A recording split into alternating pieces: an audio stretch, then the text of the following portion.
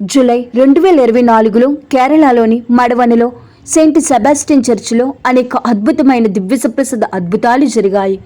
July 21న children's mass సందర్భంగా ఆజ్ఞ అనే 14 ఏళ్ల బాలిక దివ్యసప్రసాదం లోకొన్న వెంటనే అది మాంసం మరియు రక్తముగా రూపాంతరం చెందింది.